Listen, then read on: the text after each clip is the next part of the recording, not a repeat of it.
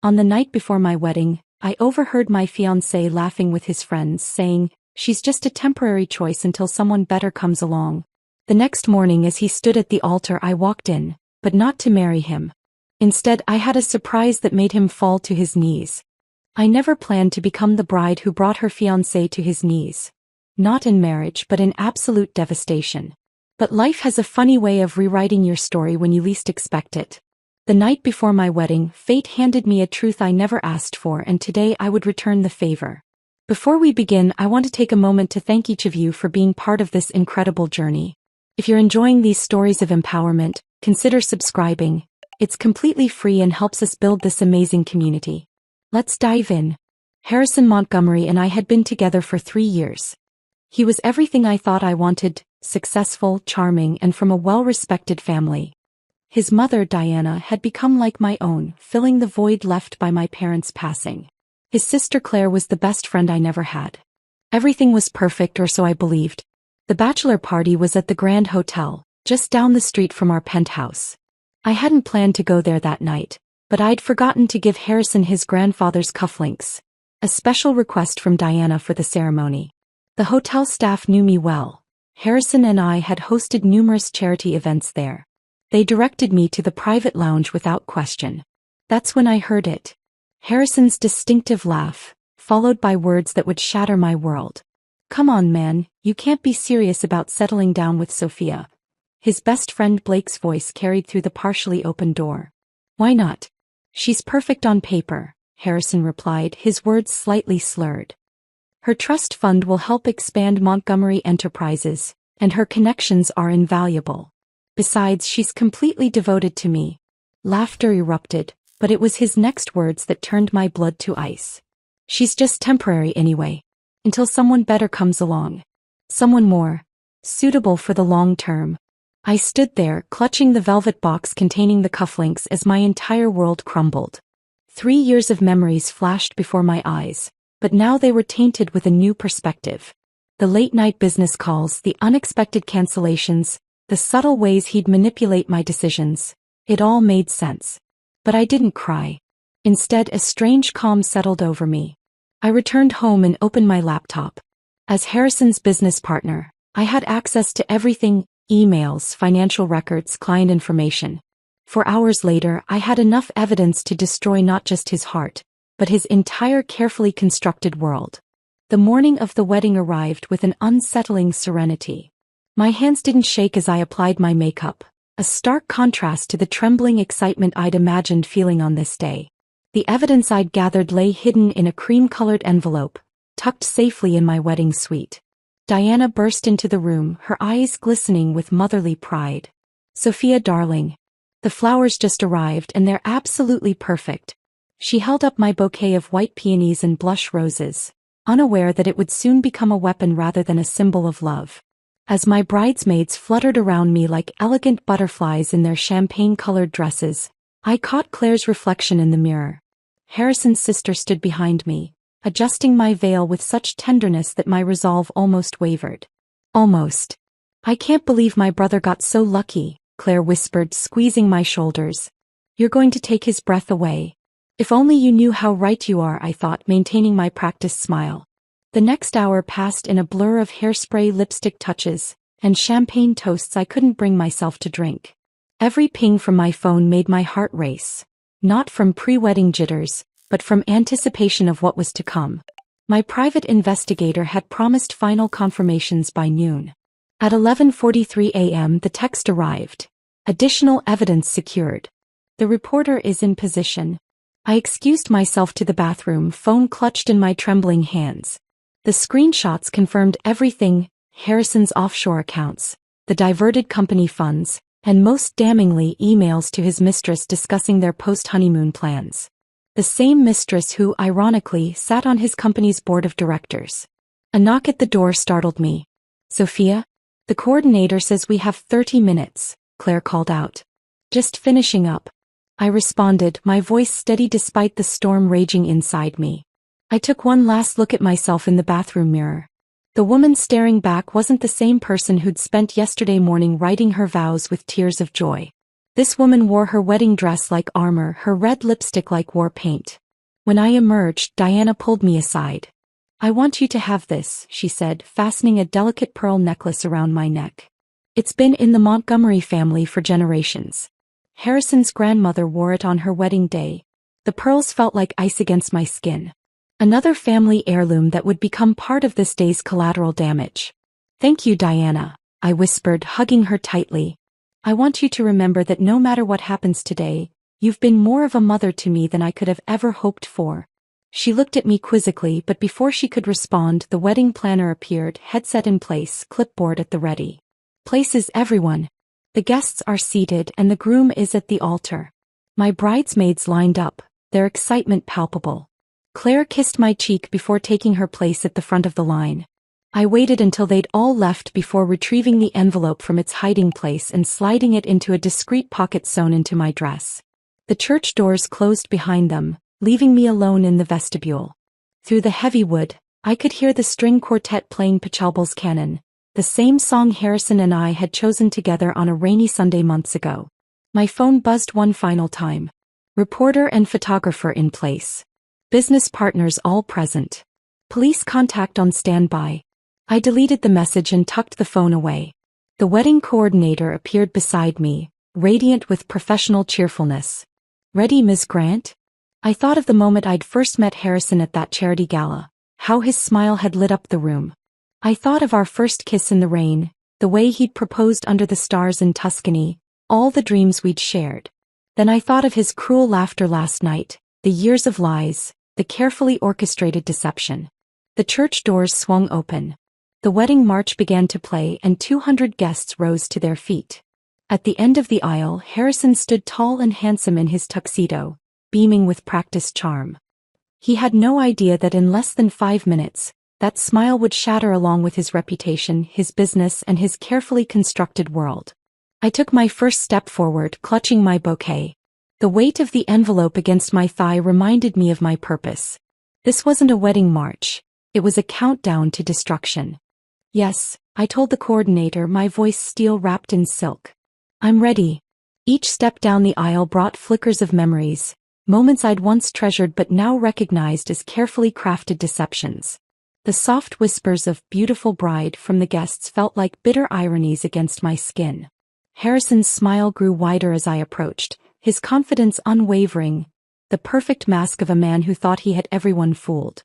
3 steps from the altar, I caught Blake's eye in the front row. His smirk faltered slightly when I held his gaze, perhaps sensing something amiss in my expression.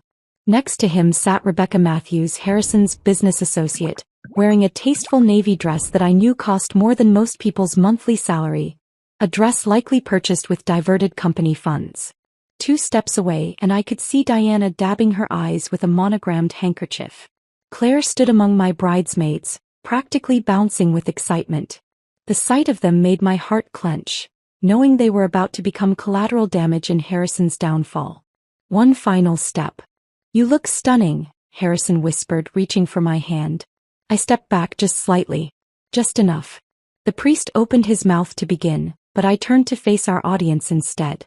The envelope felt heavy against my thigh as I reached for it, the sound of the seal breaking echoing in the sudden silence. "Before we begin," my voice carried clearly through the church, "I'd like to share some readings.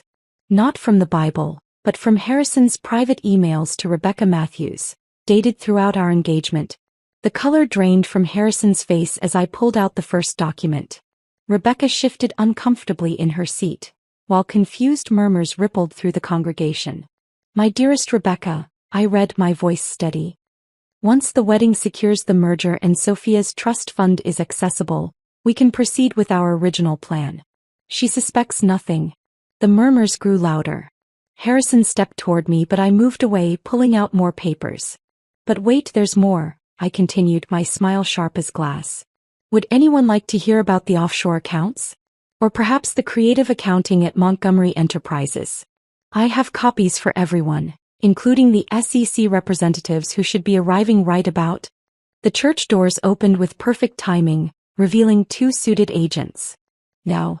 Harrison lunged for the papers, but I'd anticipated this. I let the documents scatter, watching as they floated down like toxic snowflakes, each one revealing another layer of his corruption. The photographers I'd planted among the guests captured every moment, their cameras clicking rapidly. "Sophia, please," Harrison hissed, grabbing my arm. "We can talk about this." I twisted free, facing him with all the cold fury I'd accumulated. "Talk? Like how you talked about me at your bachelor party. Just temporary, wasn't I? Until someone better comes along." His face went from white to gray. In the front row, Blake shifted uncomfortably, avoiding everyone's eyes. "I trusted you," I continued, my voice carrying through the now silent church. "I loved you. But you saw me as nothing more than a stepping stone. A means to an end." Diana stood up, her face a mask of confusion and growing horror. "Harrison, what is she talking about?" "Mother, I can explain." "Explain the embezzlement?" I interrupted. "The affair? The planned merger that would have bankrupted dozens of families? Please, Harrison, explain to everyone exactly who you are." The SEC agents were moving forward now, flanking the altar. Rebecca had already slipped out a side door, but she wouldn't get far. Another team was waiting outside. "You've ruined everything," Harrison snarled, his charming facade finally cracking completely. I smiled, reaching up to remove the Montgomery family pearls. "No, Harrison. You did that all by yourself. I'm just making sure everyone knows exactly who they're dealing with." The next few moments dissolved into chaos. The agents moved in, Claire was sobbing, Diana stood frozen in disbelief, and guests were either fleeing or recording everything on their phones. Through it all, I maintained my composure, watching as Harrison's perfect world crumbled around him. As he was led away in handcuffs, Harrison turned back one last time. "I did love you in my way." "Your way?" I stepped close, keeping my voice low. "Your way was never good enough. Consider this my wedding gift. The truth finally about the man you really are." I turned away, walking back down the aisle alone, my head held high. Behind me, I could hear Diana's muffled sobs, the continued click of cameras, and the growing buzz of shocked conversations. But ahead of me lay freedom, justice, and the satisfaction of knowing that sometimes, karma needs a little help arriving on schedule. The spring sunlight hit my face as I pushed open the church doors. A crowd of reporters waited outside. My final touch to ensure Harrison's downfall would be complete and public. As their questions rained down around me, I smiled, knowing that while this wasn't the fairy tale ending I'd once dreamed of, it was something better. It was justice. The following weeks unfolded like scenes from a movie I never thought I'd star in. Headlines screamed, "Montgomery heir's empire crumbles," and "Jilted bride exposes corporate corruption." My phone buzzed constantly with messages from well-wishers and journalists, all eager to hear more about the bride who brought down one of the city's most prominent families. I sat in my new apartment, overlooking Central Park. A place I'd chosen specifically because Harrison had always dismissed it as new money territory. The irony wasn't lost on me. My laptop displayed the latest news. Harrison and Rebecca had been indicted on multiple charges of fraud and embezzlement. The evidence I'd gathered had opened a Pandora's box of corporate misconduct. Claire called daily, her voice always wavering between anger and desperation. "Why didn't you tell me?" she'd ask. I could have helped, but we both knew she couldn't have. Her blind spot for her brother had always been her greatest weakness. Diana's reaction surprised me most. 3 days after the wedding that wasn't, she appeared at my door, carrying a familiar velvet box. "The pearls," she said, holding them out. "They belong to you now." "Diana, I couldn't." "You exposed the truth," she interrupted, her voice firm despite her red-rimmed eyes. "That makes you more worthy of these than anyone who's worn them before." We sat on my new sofa, drinking tea from cups I'd bought just that morning. The silence between us was heavy with unspoken words. "I failed him," she finally whispered. "Somewhere along the way I must have." "No," I took her hand. "Harrison made his own choices. You gave him everything he needed to be a good man. He chose differently." The Montgomery Enterprises investigation revealed deeper corruption than anyone had imagined. Harrison's father had laid the groundwork years ago, and Harrison had merely perfected the art of deception. The company's collapse affected hundreds of employees, but I'd prepared for that too. Anonymous tips had helped many transfer their investments weeks before the scandal broke. Blake tried to contact me once, probably hoping to save his own skin. His message sat unread in my inbox, alongside Harrison's desperate attempts at explanation. Some bridges aren't worth rebuilding. Rebecca turned state's evidence, of course. She'd always been practical that way. Her testimony would ensure Harrison spent a significant portion of his prime years in a federal institution, trading his bespoke suits for prison garb. The media painted me as a hero, the whistleblower bride who chose justice over love. They didn't understand that it was never a choice. The moment I heard Harrison's true feelings, the path forward became crystal clear. Love without respect is like a house built on sand. It's bound to collapse. My own company flourished in the aftermath. Clients appreciated working with someone who demonstrated such unwavering ethical standards. The irony wasn't lost on me. Harrison's attempt to use me had backfired spectacularly, launching me into greater success than he'd ever imagined. 1 month after the wedding, I received a letter from Harrison's grandmother. Her shaky handwriting filled 3 pages with memories of her own marriage, of watching Harrison grow up, and finally her gratitude for preventing the family name from becoming synonymous with unchecked corruption. "You did what none of us had the courage to do," she wrote. "You saw the truth and refused to look away." The letter ended with a photograph, Harrison's grandfather on his own wedding day, young and hopeful. The same hope I'd once seen in Harrison's eyes. The same hope that had twisted into something darker when nobody was watching.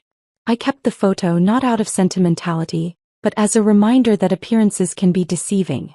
The charming smile that had once won my heart had hidden a calculated mind plotting my destruction. Never again would I let someone else's mask become my reality. As summer faded into autumn, I found myself walking through Central Park more often. The changing leaves reminded me that transformation, while painful, was necessary for growth. Each step forward took me further from the woman who'd nearly married a lie, and closer to someone stronger, wiser, and unafraid of standing alone. Diana joined me for these walks sometimes. We never spoke of Harrison directly, but his absence hung between us like an invisible thread, connecting 2 women who'd loved and lost the same person in different ways. "You know," she said during one of our walks, "I always wanted a daughter who would carry on the Montgomery legacy of strength and integrity. Turns out I got one, just not in the way I expected." I squeezed her hand, understanding the weight of her words. In trying to destroy me, Harrison had inadvertently given me something precious. A family bound not by blood or false promises, but by truth and resilience. The media eventually moved on to newer scandals, but the lessons remained. Sometimes the greatest act of love isn't saying "I do," it's having the courage to say "I won't." 6 months after the wedding, that wasn't. I found myself standing in front of Montgomery Enterprises' former headquarters. The building's gleaming facade remained unchanged, but the company's name had been replaced by that of its new owners. Inside, a different kind of energy pulsed through the renovated offices, one of transparency and renewed purpose. I'd been invited to consult on the company's restructuring, a delicious twist of fate that hadn't escaped my notice. The new management wanted to understand how the previous corruption had gone undetected for so long. Who better to explain than the woman who'd uncovered it all? Walking through the familiar corridors, I passed Harrison's old office. It had been converted into a communal workspace, its imposing mahogany doors replaced with glass panels. Sunlight streamed in where shadows once lurked, a fitting metaphor for the company's transformation. Claire had taken over a small division of the company, determined to rebuild her family's legacy the right way. We'd slowly repaired our friendship, stronger now for having been tested. She'd inherited her mother's strength but channeled it into creating positive change. "The quarterly reports show remarkable recovery," she announced during a board meeting, her voice steady and confident. "We've retained 80% of our original workforce and implemented all recommended transparency measures." I watched her with pride, remembering the tearful conversation we'd had 3 months ago when she discovered even more of Harrison's deceptions. Instead of breaking her, each revelation had only strengthened her resolve to make things right. The media had dubbed it the Montgomery Redemption, a story of corporate resurrection led by the women Harrison had underestimated. Diana had emerged from her initial shock to become a fierce advocate for corporate accountability, using her social connections to promote ethical business practices. My own consulting firm had expanded rapidly, specializing in corporate fraud prevention. Companies sought our services, hoping to avoid becoming the next cautionary tale. Each client brought new challenges, but none quite matched the satisfaction of dismantling Harrison's carefully constructed house of cards. The investigation had uncovered connections to other prominent families, leading to a domino effect of exposures and resignations. Harrison's circle of privileged conspirators had crumbled, their influence evaporating in the harsh light of scrutiny. Rebecca's testimony had proven invaluable to the prosecution. She'd provided details of meetings in exotic locations, of documents destroyed and accounts hidden. Her cooperation had earned her a lighter sentence, but the stigma would follow her long after her release. Blake had tried to reinvent himself as a whistleblower, claiming he'd always had suspicions about Harrison's dealings. No one bought it. Last I heard, he'd moved to a small town in Montana, his dreams of social climbing buried under the weight of his complicity. Harrison's trial was set for spring. His legal team had attempted every delay tactic possible, but justice had a way of catching up. I'd been called to testify, a prospect that filled me with a strange mix of dread and anticipation. One evening as I was leaving the office, I received an unexpected call from Harrison's grandmother. "I've been going through old family albums," she said, her voice crackling with age and emotion. "There's something you should see." Over dinner in her elegant townhouse, she showed me photographs of Harrison as a child. Images of a smiling boy who once had the potential for goodness, before ambition and greed twisted his path. "I watched him change," she confided, her fingers tracing the edges of a yellowed photograph. "Year by year, success by success, he became someone I didn't recognize. You saw it too, didn't you?" "Before anyone else did." I nodded, remembering subtle moments when Harrison's mask had slipped, a cruel comment here, a dismissive gesture there. Signs I'd chosen to ignore until that fateful night before our wedding. "The Montgomery name meant something once," she continued, closing the album. "Thanks to you, Claire and Diana, it might mean something worthwhile again." As I drove home that night, the city lights blurred into streams of gold and silver. I thought about legacy, not just the Montgomerys but my own. In choosing to expose the truth, I'd helped create a ripple effect of positive change. The wedding dress still hung in my closet, a reminder not of what I'd lost but of what I'd gained: strength, clarity, and the knowledge that sometimes the best revenge isn't destruction, but reconstruction. Building something better from the ashes of deception. Tomorrow, I would meet with another company seeking guidance on ethical business practices. The irony wasn't lost on me. Harrison's betrayal had led me to my true calling. In trying to use me as a stepping stone, he'd inadvertently helped me find my path. The night before my wedding, I'd overheard a truth that shattered my world. Now 6 months later, I'd helped build a new one, stronger, clearer, and far more authentic than the illusion I'd almost married into. Spring arrived with an unexpected weight. Harrison's trial loomed on the horizon. The courtroom buzzed with tension as I took the witness stand, my voice unwavering as I recounted every detail. His eyes never left me during my testimony, but they no longer held the power to make my heart race. Instead, I saw him clearly for who he was. A man whose greatest defeat was being exposed for his true nature. The evidence was overwhelming. Each document I'd gathered that fateful night before the wedding became another nail in the coffin of his defense. His lawyers attempted to paint me as a vengeful woman scorned, but the paper trail told a different story, one of calculated fraud spanning years. The most poignant moment came when Diana testified. She sat straight-backed in the witness chair, her elegant composure intact as she detailed how her own son had manipulated family funds and betrayed generations of trust. "The truth," she stated clearly, her voice carrying through the hushed courtroom, "must stand above blood." Harrison's face crumpled at her words. For the first time, I saw genuine emotion break through his practiced mask. The realization that he'd lost not just his freedom, but his mother's unwavering support. The trial lasted 3 weeks. Each day brought new revelations, more evidence of how deep the corruption had run. Former employees testified about threats and coercion. Business partners revealed how they'd been drawn into Harrison's web of deceit. Through it all, I sat in the gallery beside Claire, watching the man we'd both loved reveal his darkest colors to the world. The verdict came on a rainy Thursday afternoon. Guilty on all counts. The sentence: 15 years, no possibility of early parole. As the judge read out the terms, I studied Harrison's profile, still handsome but somehow diminished. The charming smile that had once won over boardrooms, and my heart was nowhere to be seen. Rebecca, having pleaded to lesser charges in exchange for her testimony, received 5 years. She avoided my gaze as she was led away, her designer outfit replaced by prison orange. Blake, charged as an accessory, accepted a plea deal that included community service and hefty fines. Outside the courthouse, reporters clamored for statements. Diana stepped forward, Claire and I flanking her sides. "The Montgomery family," she announced, her voice steady, "has always valued integrity above all else. Today's verdict, while painful, upholds that tradition. We thank the jury for their service and justice for prevailing." Later that evening we gathered at Diana's townhouse. Not to mourn but to close a chapter. Claire brought out a bottle of champagne, the same vintage we'd planned to serve at the wedding. "To truth," she toasted, her eyes meeting mine. "And to the sister I almost had, who turned out to be more family than my own brother." Diana reached for my hand as we sipped our champagne. "You know," she mused, "I've been thinking about what you said that day at the altar, about love and truth.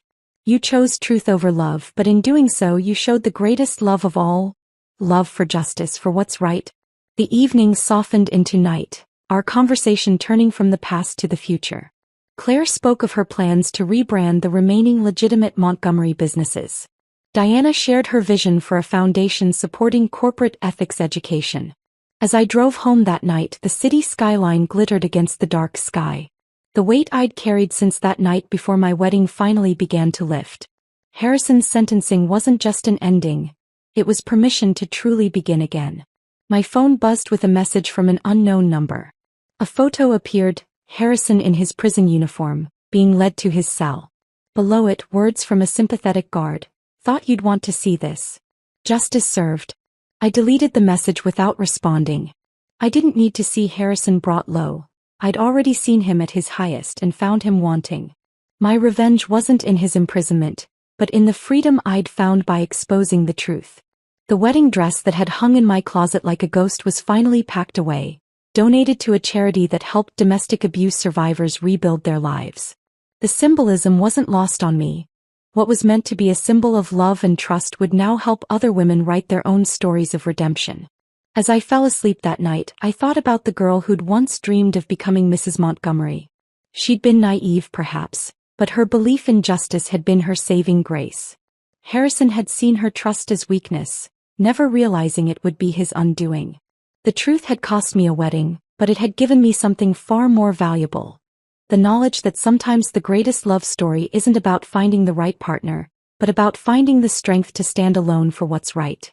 1 year after Harrison's sentencing, I found myself back at the Grand Hotel. Not as a bride-to-be, but as the keynote speaker for a corporate ethics conference. The irony of speaking in the same building where I'd overheard Harrison's true nature wasn't lost on me. The ballroom was packed with executives, all eager to hear from the woman who'd exposed one of the biggest corporate scandals of the decade. As I stepped onto the stage, my heels clicking against the polished wood, I caught my reflection in the glass panels, confident, poised, and completely transformed from the woman I'd been a year ago. "Good morning," I began, surveying the crowd.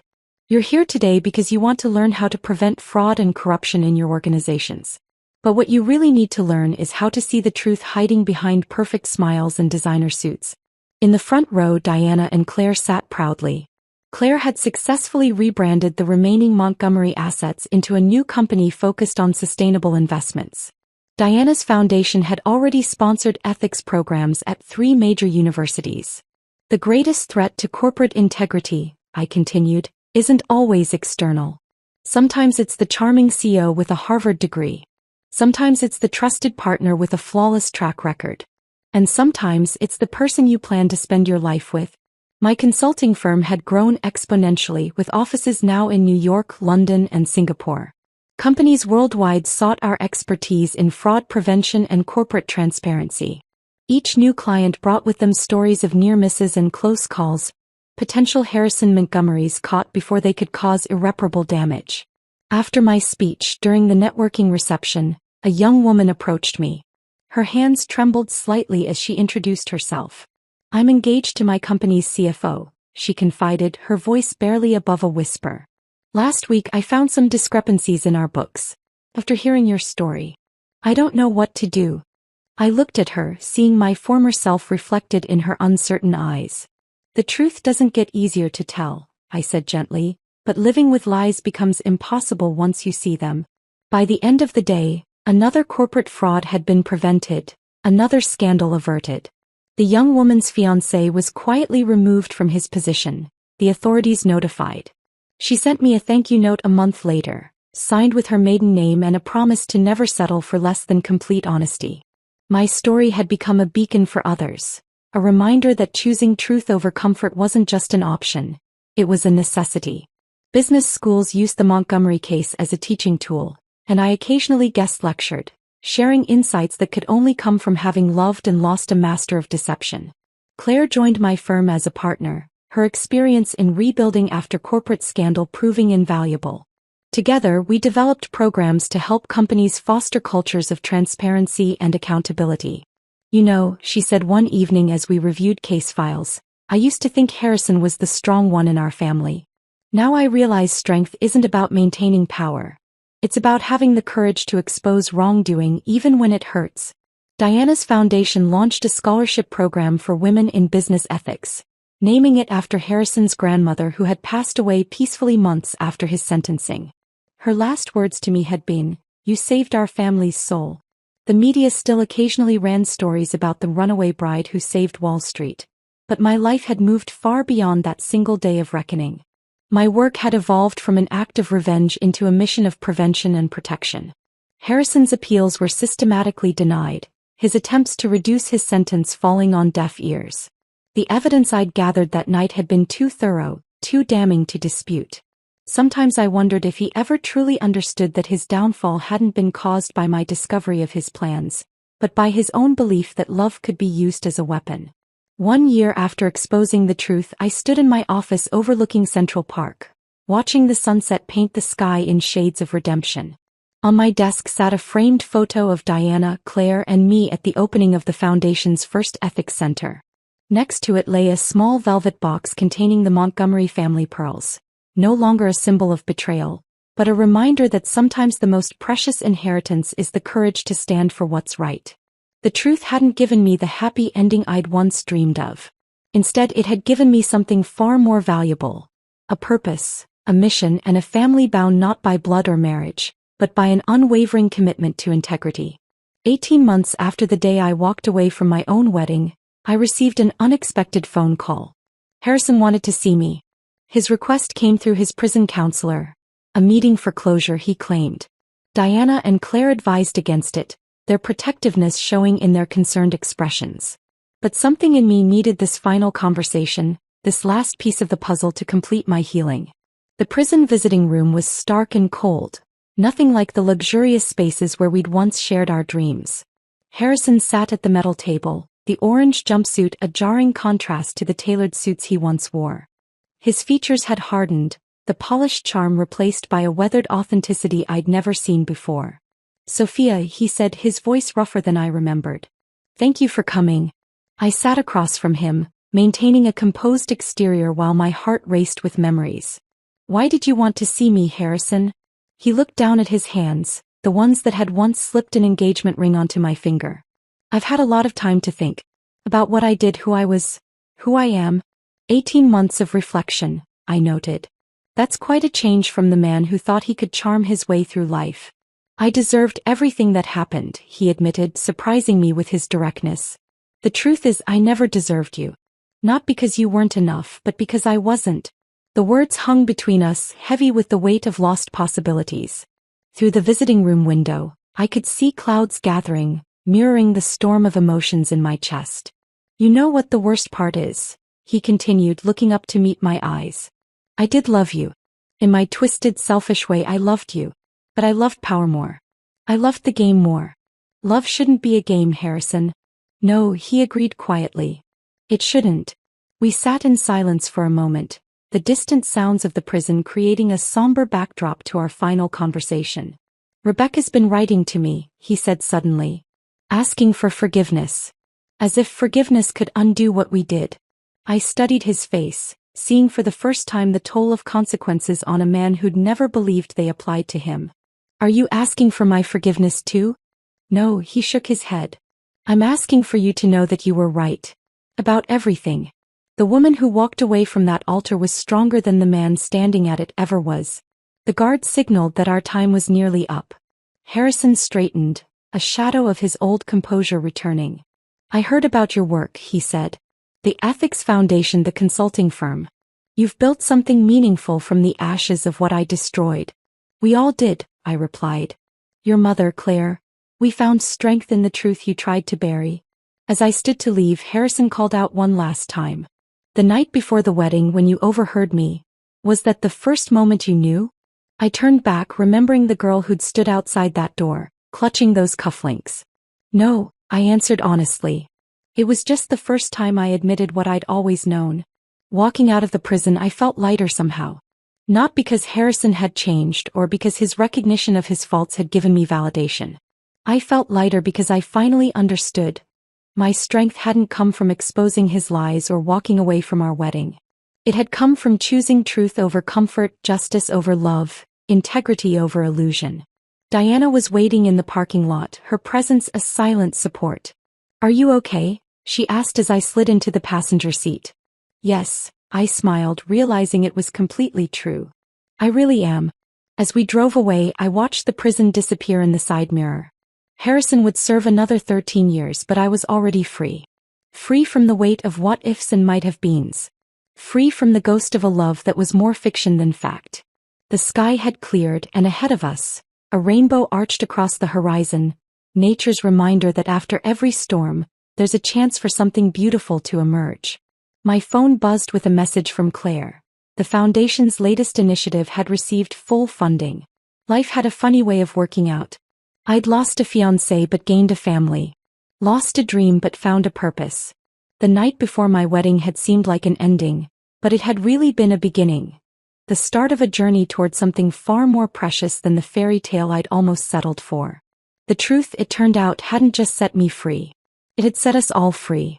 1 year after my meeting with Harrison, my life had blossomed in ways I never imagined possible. The Ethics Foundation had expanded globally, and our consulting firm had become the gold standard in corporate transparency. But it was a different kind of meeting that would mark this chapter of my story. I was giving a lecture at Columbia Business School when I noticed him in the audience. Dark eyes fixed intently on my presentation, asking thoughtful questions about preventive measures against corporate fraud. Professor Marcus Chin, visiting faculty from Stanford, specialized in business ethics and corporate responsibility. After the lecture, he approached me with an interesting proposition. Ms. Grant, your experience could revolutionize how we teach ethics in business schools. Would you consider collaborating on a comprehensive curriculum? There was something refreshingly genuine about him. No hidden agendas, no carefully crafted persona. Just authentic passion for creating positive change. Diana noticed it first, during a foundation board meeting where Marcus presented his ideas. He looks at you the way one should look at someone they admire, she remarked afterward. Not as a prize to be won, but as an equal to be respected.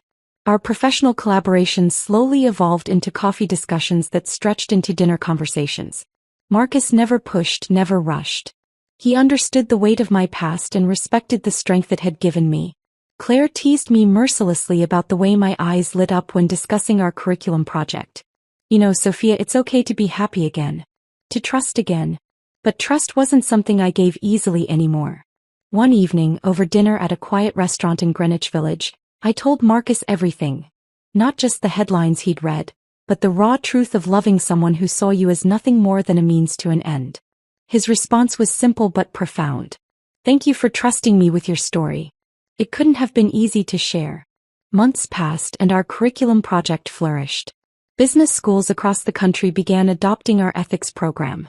Marcus and I spent countless hours refining case studies, including the Montgomery scandal, now taught as a landmark example of corporate fraud detection.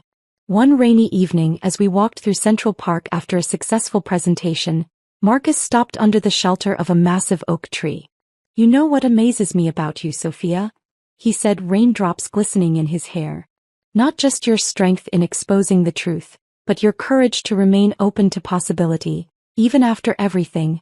I looked at him, really looked at him, and saw what Diana had noticed months ago. Here was a man who had built his career on teaching ethics not because it was profitable, but because he believed in it. Someone who saw my past not as baggage but as wisdom earned. The truth is, he continued, I've fallen in love with you.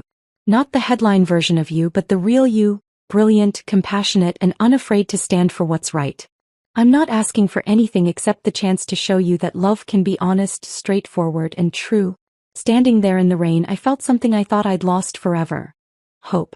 Not the naive hope of my younger self, but something stronger, tempered by experience and wisdom. Claire and Diana were ecstatic when I finally admitted I was dating again. Life has a way of bringing us exactly what we need, Diana said, squeezing my hand. Sometimes it's the courage to expose a lie, sometimes it's the strength to embrace a truth. The Foundation's annual gala provided a perfect opportunity to make our relationship public. As Marcus and I danced under the crystal chandeliers of the Grand Hotel. Yes, the same one where I'd overheard Harrison's betrayal.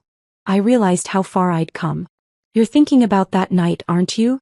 Marcus asked softly. Yes, I admitted. But not with regret. That night taught me to trust my instincts, to demand truth and love. It led me here. He smiled, understanding in his eyes. To quote your famous speech, the truth doesn't always give you the ending you wanted, but it always leads you to the one you need. As we swayed to the music, I caught Diana's knowing smile from across the room. She raised her glass in a subtle toast, and I knew she was thinking what I was. Sometimes the best revenge isn't in destroying what hurt you, but in building something beautiful from the lessons it taught you. The truth that shattered my world 2 years ago had led me to a love that didn't need to be tested or proved. A love as transparent and steady as the principles we both lived by. 3 years to the day after my almost wedding to Harrison, I stood in front of my full-length mirror, adjusting a different white dress. This one was simpler, more elegant, a reflection of the woman I'd become. Diana fussed with my veil, her eyes glistening with genuine happiness.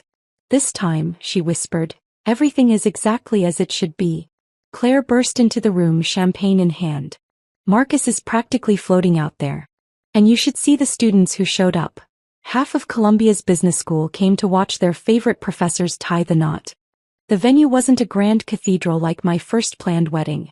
Instead, we chose the botanical gardens where Marcus and I had spent countless hours discussing our curriculum between stolen kisses and shared dreams. The guest list was smaller, but every person present represented a genuine connection, a true relationship built on mutual respect and understanding. Ready? Diana asked, holding out a familiar velvet box. The Montgomery pearls gleamed in the morning light. Once a symbol of a dynasty built on deception, they now represented something different. The power of transformation, of turning pain into purpose. Actually, I smiled, closing the box gently, I think these belong to the Foundation now. A reminder of where we've been and how far we've come. Diana's eyes welled with tears as she hugged me. You truly are the daughter I was meant to have. The ceremony was everything my first one wasn't, authentic, intimate, and filled with genuine joy. Marcus's vows spoke not of ownership or obligation, but of partnership and shared purpose. When he mentioned how my story had inspired him long before we met, how my courage had made him a better educator in person, I saw the same conviction in his eyes that I'd seen during our first meeting. My own vows acknowledged the journey that had led me here. Love isn't about perfect moments or grand gestures, I said, looking into his steady gaze. It's about choosing truth over comfort, growth over complacency, and finding someone who makes those choices with you every day. The reception buzzed with energy as students mingled with business leaders, all united by our shared commitment to ethical leadership. The Foundation's newest initiative, a scholarship program for whistleblowers seeking to rebuild their careers, had just launched, turning another page in our story of transformation. Claire clinked her glass for the toast, her smile radiant. To my sister, not by blood but by choice, who taught us all that the greatest love story isn't about finding the right person, but about becoming the right person. And to Marcus, who proved that true love doesn't ask you to compromise your values, it elevates them.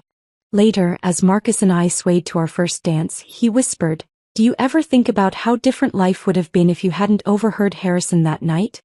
I looked around the room at the family I'd found, the purpose I'd discovered, and the man who loved me not despite my past but because of how it had shaped me. That night didn't change my destiny, I replied. It revealed it. News had reached us that Harrison was up for parole review, but it felt distant, like a chapter in someone else's story. His actions had set my transformation in motion, but they no longer defined me. The woman who had walked away from a false dream had found something real.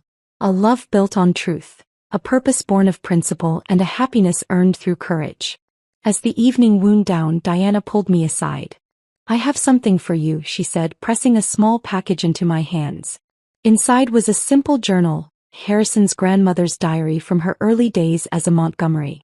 She wrote about choosing truth over convenience, even when it costs you everything, Diana explained. "You're not just continuing her legacy, you've reinvented it." Looking out at the garden where Marcus chatted with our guests, I felt a profound sense of completion. The revenge I'd once sought had transformed into something far more powerful. Redemption, not just for myself but for everyone touched by our story. The truth that had once shattered my world had ultimately made it whole again, piece by piece, moment by moment, choice by choice. And as Marcus caught my eye and smiled, that honest, unguarded smile that had first begun to heal my heart, I knew that sometimes the best endings aren't the ones we plan, but the ones we earn by being brave enough to embrace the truth, no matter where it leads. The night before my first wedding had taught me what love wasn't. Every day since had taught me what it truly is, a choice, a commitment, and above all, an unwavering dedication to truth, both beautiful and brutal. In the end, that was the greatest revenge of all. Not just surviving betrayal, but learning to love again, more wisely, more deeply, and more authentically than ever before. 5 years after the fateful night that changed everything, I stood at a podium in front of a packed auditorium at Stanford Business School. The faces before me represented the next generation of business leaders, eager to learn from what had become known as the Montgomery case study. Marcus sat in the front row, now the department head of business ethics, beaming with the same pride he'd shown on our wedding day. 2 rows behind him sat Diana and Claire, who never missed these annual lectures. But this year was different. This would be the last time I told this story. "Many of you know the headlines," I began, my voice carrying through the hushed space. "The jilted bride who exposed a corporate scandal. The woman who walked away from a Montgomery. But today I want to tell you about something more important than revenge or justice. I want to tell you about transformation." A student raised her hand. "Miss Chin, what made you finally decide to stop giving these lectures?" I smiled, resting my hand instinctively on my slightly rounded belly. "Our first child, still our secret. Because some stories need to end so new ones can begin." After the lecture, Claire joined me in my office, perching on the edge of my desk like she used to do in our consulting days. "Harrison's up for parole next month," she said quietly. "He's asked if we would speak on his behalf." The news didn't shock me like it might have once. Time had a way of softening even the sharpest edges of betrayal. "Will you?" I asked. "I might," she admitted. "He's different now. The letters he writes, they're not from the brother I knew.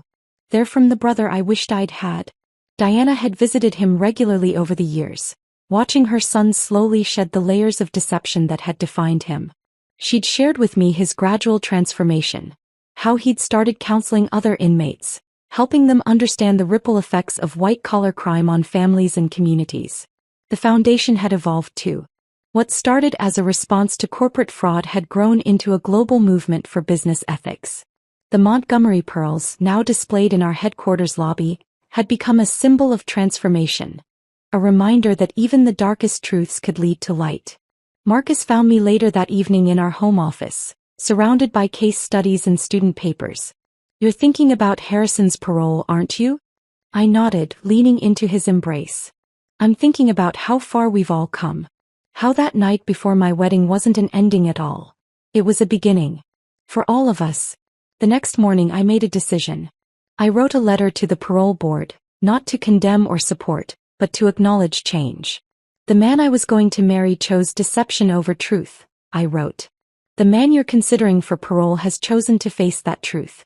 In the end, that's all any of us can do, choose truth again and again, no matter the cost." The Foundation's annual gala fell on the eve of Harrison's parole hearing. As I stood addressing the crowd, I saw faces that told the story of the past 5 years. Students who'd become ethical business leaders, whistleblowers who'd found new purpose, families who'd rebuilt from the ashes of corporate fraud. 5 years ago I thought revenge was about destroying something, I concluded. Now I know it's about building something better. The greatest revenge isn't in watching someone fall. It's in helping others rise. Later that night Marcus and I walked through our favorite spot in the botanical gardens. The same place where we'd exchanged vows, where we'd first discussed the ethics curriculum, where we'd now tell our families about the new life growing inside me. You know what I love most about our story? Marcus said, his hand entwined with mine. It's that it was never really about revenge at all. It was about truth finding its way to the surface, like a flower breaking through concrete. I thought about the journey, from the bride who'd overheard a devastating truth to the woman who'd made that truth her strength. From seeking revenge to finding purpose. From a shattered dream to a life more meaningful than I could have imagined. The night before my wedding to Harrison had seemed like the end of my story. Instead, it had been the first line of a much better one. A story about choosing truth over comfort, growth over vengeance, and love that didn't need to be proven because it proved itself every day. As Marcus and I walked home under the stars, I touched my belly gently, thinking of the new chapter we were about to begin. Sometimes the best revenge isn't in the ending of one story, but in the beginning of a better one. Full circle brought the most unexpected closure when, exactly 6 years after that fateful night at the Grand Hotel, I received an invitation that made my hands tremble. Harrison had been released on parole, and Diana was hosting a small family dinner. The reason for the gathering stopped my heart for a moment. Harrison wanted to make amends formally and properly to everyone he had hurt. Marcus squeezed my hand as we pulled up to Diana's townhouse. Our daughter Grace slept peacefully in her car seat, unaware of the weight this evening carried. At 8 months old, she embodied everything pure and honest that my life had become. Claire met us at the door, her eyes showing a mix of anxiety and hope. "He's different," she whispered as she hugged me. "Really different." Harrison stood as we entered the dining room. Prison had aged him, stripped away the polished veneer he'd once worn like armor. His designer suits were replaced by simple, modest clothing. But it was his eyes that showed the most change, clear, direct, without the calculating gleam I remembered. "Sophia," he said softly, then corrected himself, "Mrs. Chen. Thank you for coming." Diana had arranged the seating thoughtfully, Marcus and I on one side, Harrison on the other, with Claire and herself as buffers. Grace's portable bassinet sat beside me, and Harrison's gaze kept drifting to her with something like wonder. "She's beautiful," he said during the soup course. "She has your determination in her eyes." The conversation moved carefully, like dancers avoiding invisible obstacles. Harrison spoke about his work in prison, counseling other white-collar criminals, helping them understand the true cost of their actions. He'd started a program that connected imprisoned fraudsters with their victims' families, fostering understanding and real remorse. "The Foundation's work reached us even inside," he explained. "Your ethics curriculum became part of our rehabilitation program. I taught it to other inmates, never telling them that the case study was my own story." Over dessert, Harrison cleared his throat. "I've prepared something if you'll allow me to read it." From his pocket he withdrew a worn piece of paper.